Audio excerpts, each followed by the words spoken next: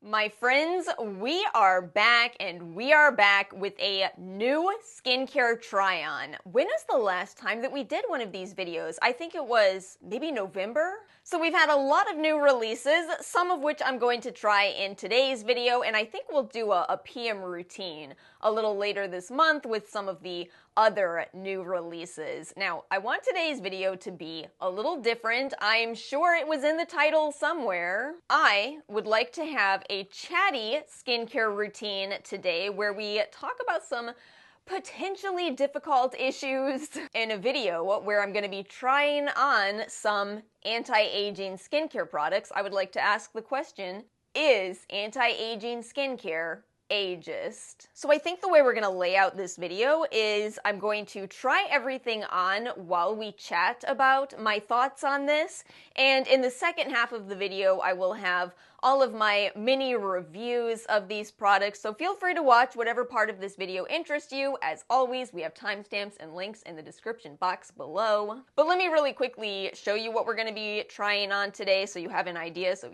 you saw the age jar. I did buy this. I don't get PR from Medicube anymore. I think it's because this is such a sad story. They sent me the same PR multiple times somehow. They sent me at least 3 boxes of this vitamin C ampoule that they have, and every time it had my allergens in it. This is what makes it so hard to be a skincare channel and have allergies. I can't try it, so I just took all of that stuff to a shelter. I was thinking in my head, oh, I'm so gonna get kicked off the PR list, but I can't try these. I cannot do it. It's fine though, like I always say, I only want PR if I can see myself buying something, so I just bought it. And that's Medicube's new eye and lip device. I also bought, you saw this already if you saw my little Stylevana haul, we're gonna try on the Kaine Kombu Barrier Ampoule. And then I bought the Torriden Cellmazing Firming Cream. That was a challenge to get my hands on. I had to go to a Style Korean to buy that. And then in some PR, I did receive the Paula's Choice 6% mandelic acid and 2% lactic acid liquid exfoliant, as well as Lawless's new cherry vanilla lip balm. So we will try those on as well. And then finally, I am still testing both Prequel and Experiment. So we're going to start out this video with the cleanser, but I'm going to save all of my thoughts on this brand for that video. And of course, this is an AM routine, so I will be using sunscreen, but you're not going to see me apply that because I have got to get through part 2 of the best sunscreens of 2023. Oh, I lost so much time with getting sick, so much time. Let's go ahead and get into this skincare routine and chat, starting, of course, with my cleanser. Well, I shouldn't say of course. I don't cleanse every morning, but since we're using the shot mode on the device today, we're going to cleanse my face. Oh, ageism. I have tried to discuss this topic so many times on my channel, and I feel like sometimes I've been very happy with the outcome of my video, and other times, not so much. So, to make this a better quality video and discussion, your girl went to the primary research. She went to PubMed. God, advertising is so deeply ingrained in all of us.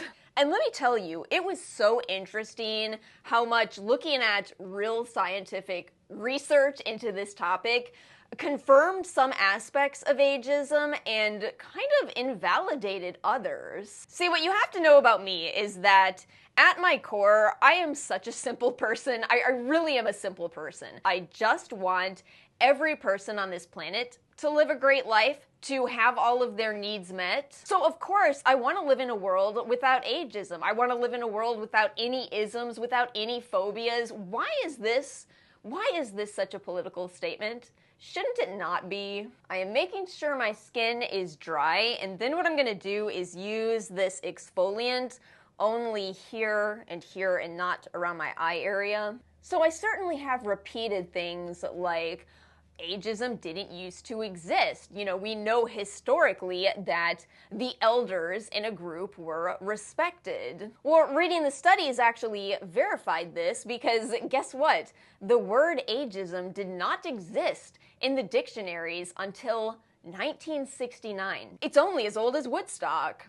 But I think we have to be careful here because acknowledging a problem is only the first step in correcting it. So really it's more of that's where we acknowledged it. But among the other details that I figured out from reading these studies is that by talking about ageism as one thing, it's all ageism, we neglect what researchers have divided into two distinct categories, one being other directed ageism and the other being self-directed ageism. I think that is such a critical distinction because maybe even in the intro of this video, you might have watched this and thought, Alice, there are so many steps against ageism in this modern world. You know, we have so many protections in place for people in the workforce. We have Social Security for now. I'm trying so hard to avoid politics. It's so hard.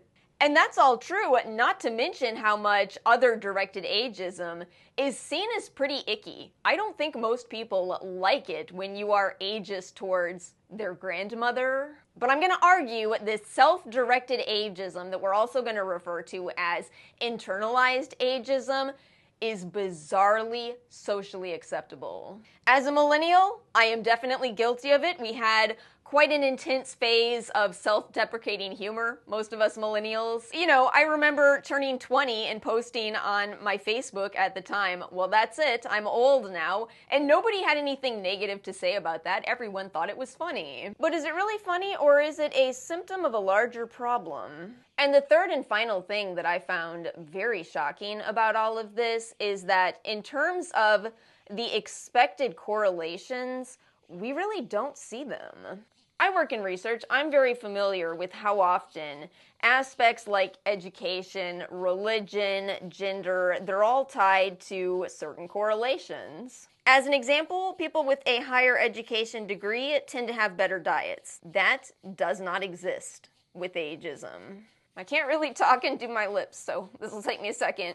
See, there was an essay published in 1972 by, I believe, Susan Sontag, in which she talked about the differences between ageism for men and women. This has been cited so many times, even though it was written, brace yourselves, 50 years ago. It's still hard for me to imagine that the 70s were 50 years ago. It's hard.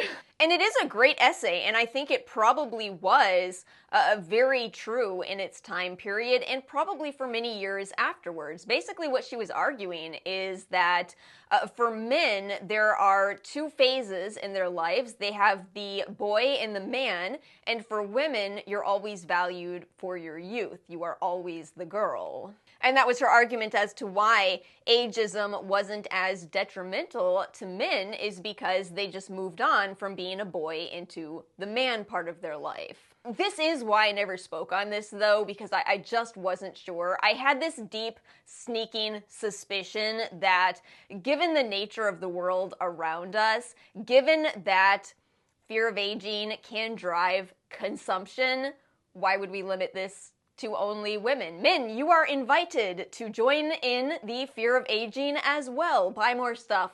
So I wholeheartedly do think that consumption is a factor in particular, internalized ageism being this relatively socially acceptable concept. You know, you have to think like a marketer. Is there a profit to be made if people are afraid of aging?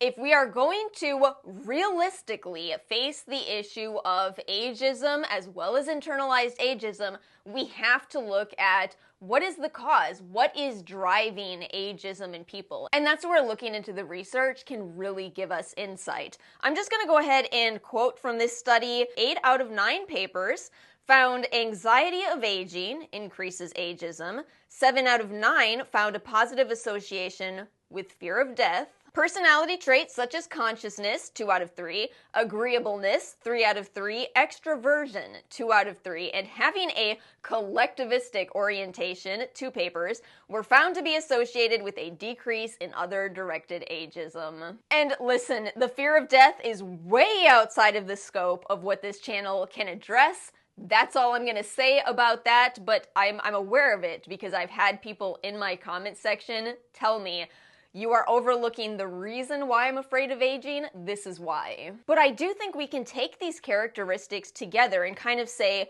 what do all of these attributes give us together? We're talking about mental health. We are looking at an example of mental health. And I think that's the biggest part of this conversation that is often missing. You know, it's so tempting. It's so tempting for people to look for Band-Aid solutions. Say you are somebody who is concerned about aging. Well, the internet has so many products to sell you.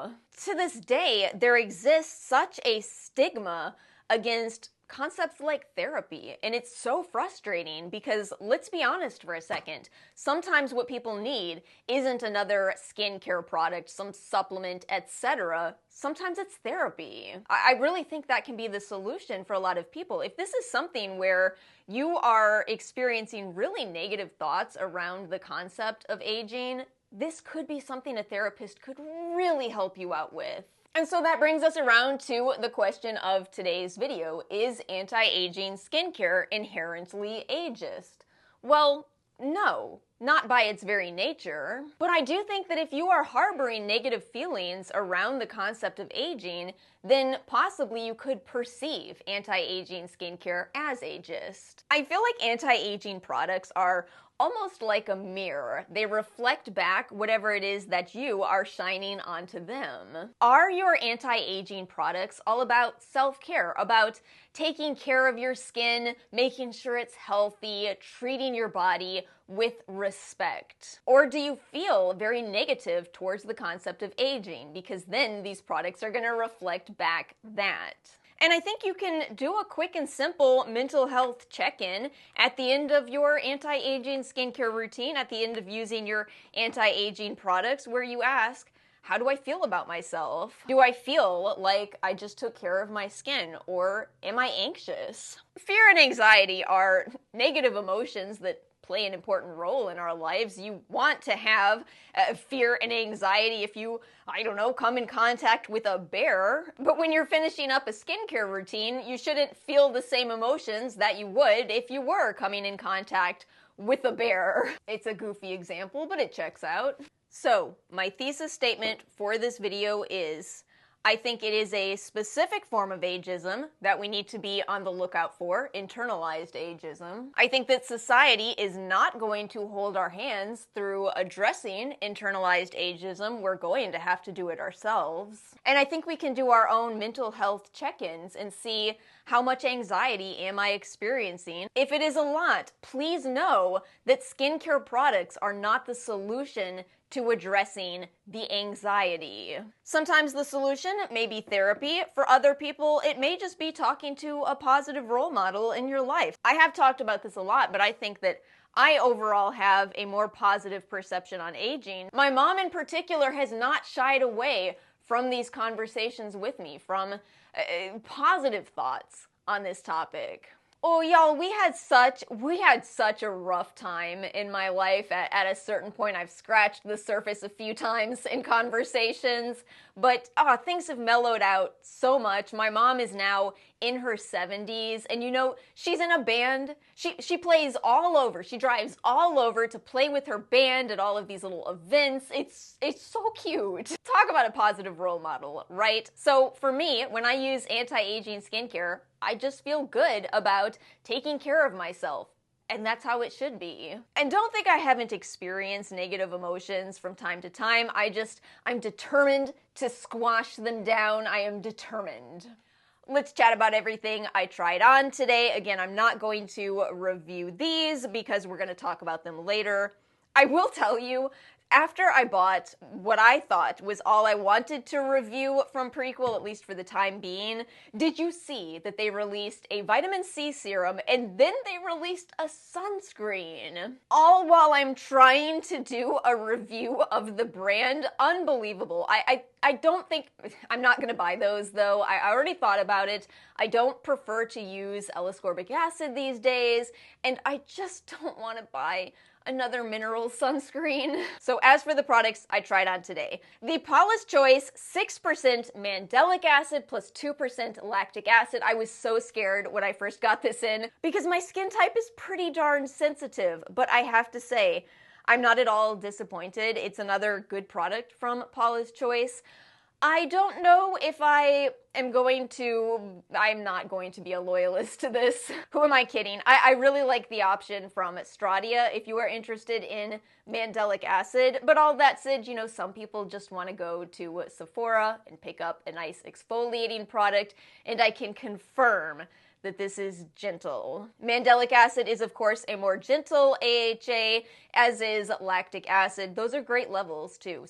2%, great levels. Fragrance-free, still an exfoliant. You know, a good choice for sensitive skin. It is great that Paula's Choice has come out with that product, because otherwise they do have quite a lot of rather strong exfoliating options. And it's so funny, you know, you can follow all of the recommendations for reducing irritation, you know, chemical exfoliants instead of physical, all fragrance-free. But if you overuse these exfoliating ingredients, your skin can really not end up looking good. The Age R Deep Shot. I don't know if I want to really go in depth about this one just yet. I mean, especially because this is not an inexpensive device. I did get it for about $200. I caught it in one of their 40% off deals. My 10% off discount code RABBITHOLE does combine with whatever discount they are running, so I got a pretty good deal on it. Overall, I like it. I think it's a very welcomed addition. Originally, the Booster H is something that I thought you could use around your eye area. Originally, they said you could, but I noticed that if I used it too much around my eye area, my eyes would twitch. And yet I liked it, so that's why I bought this. Now, I used the shot mode today, which is very uncomfortable in the air shot, but I used it on level 3 today. I have to say, they have dialed it back as an eye and lip device. It is actually more uncomfortable to use on my lips than on my under eye area. Baffling. So really, the only thing that I really don't actually love about this is that when you turn it on, it starts in shot mode. You have to switch the mode to booster mode, and booster mode is something you can use up to 3 times a day. That's the mode that helps with product absorption. You use it on top of skincare products. Shot mode, you are supposed to use 1 to 2 times a week on bare skin. It is their kind of microneedling alternative. So you really get the air shot and the Booster H together in this device, but it is made for the lip and eye area. I just don't understand why they wouldn't have made the default the setting that you use much more often. That's it. That's my only critique so far.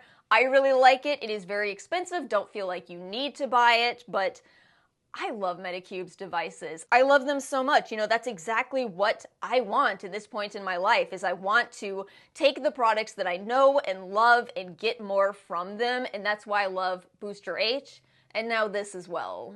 Our 2 new K-Beauty products. So the Kaine Kombu Barrier Ampoule. Listen, if you love the Kaine toner, which I reviewed a while back, I'll put the link to the video in the corner, I think you're gonna love this.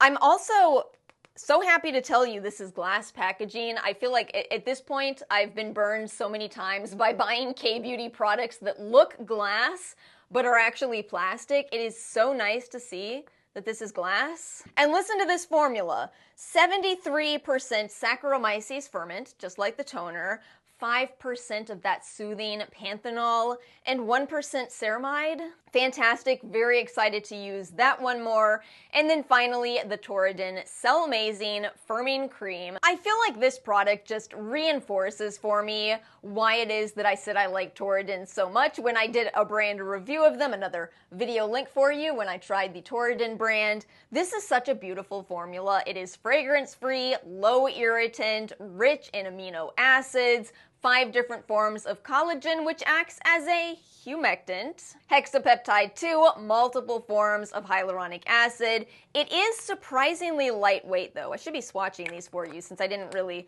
show you the texture. Let me show you the Kaine really quickly before I forget. So there's Kaine and there's the Torriden. So you can see how the Kaine is a bit thicker compared to their toner, and this is a surprisingly lightweight cream.